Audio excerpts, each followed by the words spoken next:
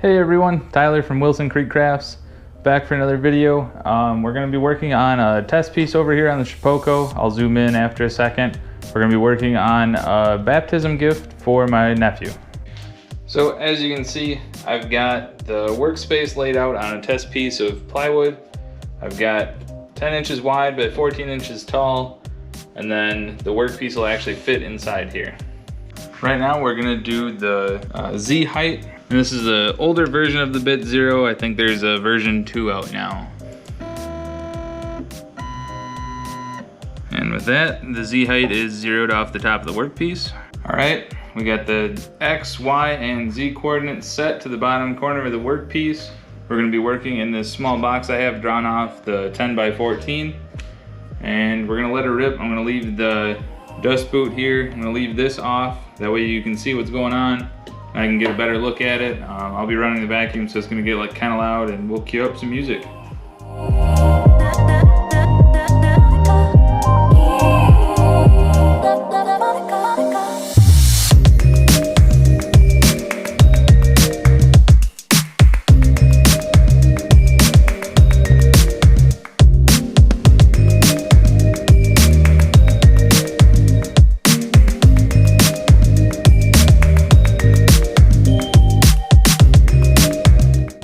So let's take a look at what we're working with here.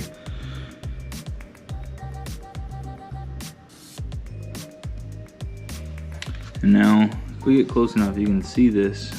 Some of that B is pulled out of there a little bit, but that's because of the plywood we're working with. One thing I don't like is we've got this ridge that runs inside here, but the lettering was too small to get an 1/8 inch end mill in, and then the dove. There's a couple goofy spots down here. I think I'm gonna adjust and try it again. And this is why you do test pieces.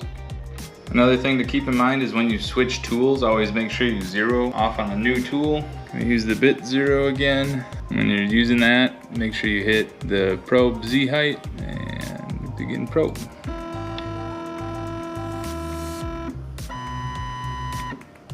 There it is, done.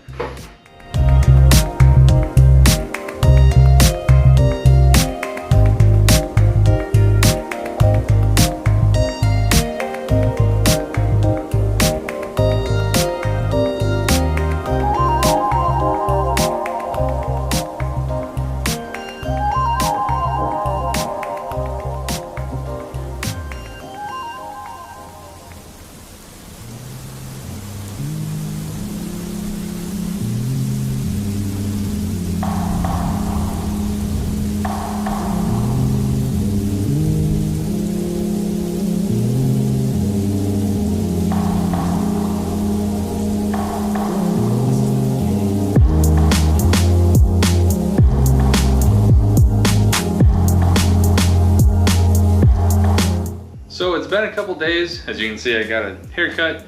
I had to wait to get to the hardwood dealer. So what we've done is I went over to the hardwood dealer earlier this morning, wanted to get some walnut. That's what we were looking for to make this cross. And they didn't have anything that was 5/4 or less in a manageable size. They had a lot of slabs that were that size, but they were expensive and very large slabs, and basically they weren't selling those by the board foot. So what ended up happening was I kind of poked around what they had in stock, and I ended up with some lace wood or leopard wood. I've got that planed down. Just as a word of caution, when you do work with lace wood, make sure that you have a decent dust extraction system. I went through and I had my planer set up, and I didn't have a vacuum on it because it's got a hose and a fan that pushes it all out to the dust collection, but holy man, was it dusty. Chips weren't coming off, it was just straight dust. It's a very dense wood. Word of caution, make sure you wear a respirator when you're working with that. So what we've done so far, we've got it set it up over here on the Shipoko, and we'll cut to that right now. So as you can see, I've got it here placed onto the Shipoko on the bed. I put 1 1/4 inch brad nails. I just like to use nails and put it through the workpiece where the bit's not going to pass through, and then that way it's secured down. I don't have to deal with tape and glue and other things. Kind of depends what kind of project you're working on, but this works for me. I've gone ahead and laid out one of the templates that I went through and did a practice cut on. This is what we're going to go with for the final product and the final program. I've got it laid out on the workpiece where this one was cut. I measured 1 inch off the base and 1 inch off the side. And I've lined it up to right where it would cut. So now that we've got everything lined up and ready to go, we're gonna make sure all the bits are zeroed off the depth, make sure I set the final cut pass when it does the outline, make sure that is the correct depth, and we're gonna give her a go. So what I'm gonna do next is I'm gonna sand this after it's been planed. There's a couple nicks in my blades, so there's slight ridges. What I wanna do is get it down close to the final sanding before I start cutting with the Shapeoko. We're going to take it through 120, 150, and then 220, and then I'll finish off with a sand net of 320 after everything's finished, and just to clean everything up and make it look nice. We're also going to fill in all the carving with white paint so it pops very nice, and we'll see how it turns out. The couple of test pieces I did turned out really nicely, so hoping for the best.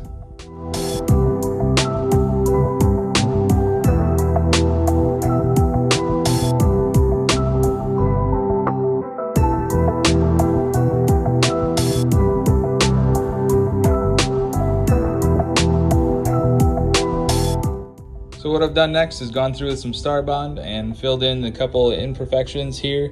They're small little wormholes, and I just want to make sure that everything's filled in when I cut through. I don't want anything chipping out. So I filled them up quick, and we're going to sand that down. So this is what the finished product's going to look like. I went ahead and just took a damp rag here and just wiped it across the green. That way it pops the green, and then what'll happen is you come back and sand that. It's a technique they use for cutting boards to make sure when people wash it, or you add your last little bit of wax or mineral oil, that way the little fibers after you're done sanding, they don't pop up after you add your finish. So this is just a nice way to ensure that everything's going to be smooth after you finish it. Hey everyone, I just wanted to pop in and let you know that today's sponsor is T the Wiser. So if you're liking any of the music that's on the video right now, go check them out on Spotify and SoundCloud. We've got the links below in the description. Thanks. All right, now that we've got it sanded, wetted, sanded again, nice and smooth, we're gonna put the Aura Mask vinyl over the top. That way we can lay that down, and then when we cut through it, then we can spray paint it and just peel that off, and you should have nice clean paint lines. We're gonna see how it works. I haven't used this yet, but a lot of people use it online, so it should be good. All right, so we've got the Aura Mask down. It took a credit card and just scraped it down really nice. It got almost all the bubbles out. There's a couple low spots, but I'm not too worried about those. We're gonna start cutting and see how this works.